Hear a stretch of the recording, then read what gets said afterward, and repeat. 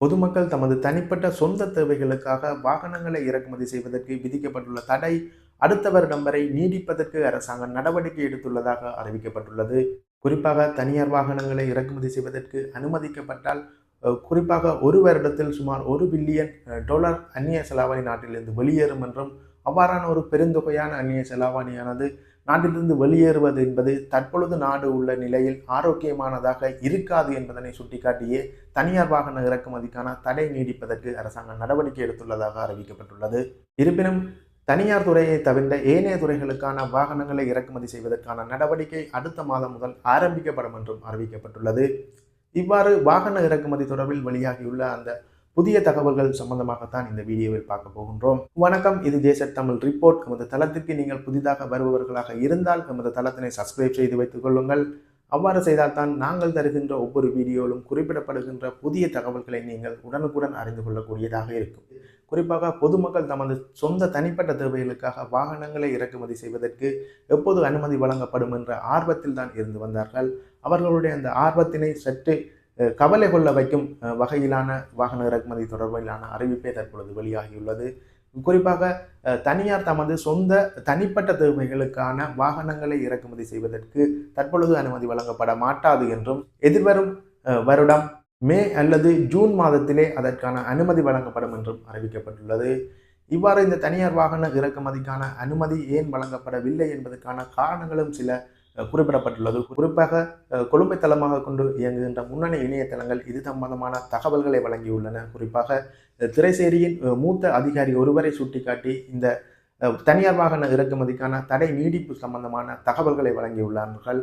வாகன இறக்குமதி என்பது திரைசேரியுடன் சம்பந்தப்பட்ட விடயம் என்பதனால் அந்த திரைசேரி அதிகாரி ஒருவருடைய தகவல்களை சுட்டிக்காட்டி தனியார் வாகன இறக்குமதிக்கான தடை தொடர்ந்து நீடிக்கப்பட உள்ளதாக அவர்கள் அந்த செய்திகள் தெரிவித்துள்ளார்கள். குறிப்பாக அந்த திரைசேரி அதிகாரியை குறிப்பிட்டு வெளியாகியுள்ள அந்த செய்தியில், இந்த ஆண்டு இறுதிக்குள் மின்சாரம் மற்றும் தனியார் வாகனங்களை இறக்குமதி செய்வதற்கு அரசாங்கம் நடவடிக்கை எடுத்திருந்ததாகவும், இருப்பினும் பொருளாதார சிக்கல்கள் தற்பொழுது நாட்டில் உள்ள பல்வேறு பிரச்சனைகளை சுட்டிக்காட்டி அந்த நடவடிக்கையானது அடுத்த வருடம் வரை ஒத்திவைக்கப்பட்டுள்ளதாக தெரிவிக்கப்பட்டுள்ளது. இந்த தனியார் வாகன இறக்குமதிகளின் போது ஆட்டோக்கள் மற்றும் மோட்டார் சைக்கிள்களை அதிக அளவில் இறக்குமதி செய்வதற்கு எதிர்பார்க்கப்பட்டுள்ளதாகவும், அதனால் அந்த இறக்குமதிகளை அடுத்த வருடம் வரை ஒத்திவைத்துள்ளதாகவும் அந்த அறிவிப்பில் தெரிவிக்கப்பட்டுள்ளது. இருப்பினும் பொது போக்குவரத்து, சுற்றுலாத்துறை மற்றும் சுகாதாரத்துறைகளுக்கு தேவையான வாகன இறக்குமதியானது அடுத்த மாதம் முதல் ஆரம்பிக்கப்படும் என்றும், இதன்போது பொருட்களை ஏற்றிச் செல்லும் பார ஊர்திகளும் இறக்குமதி செய்வதற்கான அனுமதி வழங்கப்பட உள்ளதாகவும் அறிவிக்கப்பட்டுள்ளது.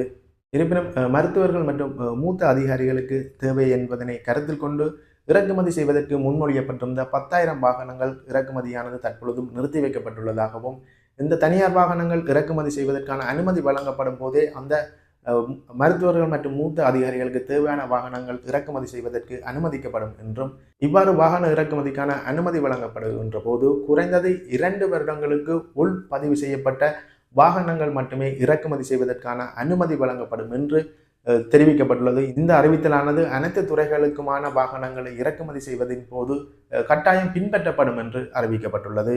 இவ்வாறான இந்த வாகன இறக்குமதி தொடர்பான தகவல்களே தற்பொழுது வெளியாக இருந்தன. இருப்பினும் தனியார் தமது சொந்த தேவைகளுக்காக வாகனங்களை இறக்குமதி செய்வதற்கு விதிக்கப்பட்டுள்ள தடை நீடித்து அந்த வாகனங்களை எவ்வாறு இறக்குமதி செய்யலாம் என்பதை ஆராய்வதற்கு அமைச்சு மட்டத்தில் ஒரு குழு நியமிக்கப்பட்டிருந்தது. அந்த குழு தற்பொழுதும் அந்த ஆராய்வுகளில் ஈடுபட்டு வருகின்றது. அந்த குழுவின் அறிக்கையானது இதுவரை அமைச்சரவைக்கு சமர்ப்பிக்கப்படவில்லை. அவ்வாறு அந்த குழு தமது அறிக்கையில் தனியார் வாகனங்களை இறக்குமதி செய்வதற்கான தடை நீடிப்பதற்கு சாதகமான சில தகவல்களை அந்த அறிக்கையில் சமர்ப்பித்தால் ஒருவேளை அந்த தனியார் வாகன இறக்குமதியானது அனுமதிக்கப்படுவதற்கு வாய்ப்பு உள்ளது. ஆனால் அந்த குழு இன்னும் அந்த அறிக்கையினை சமர்ப்பிக்கவில்லை.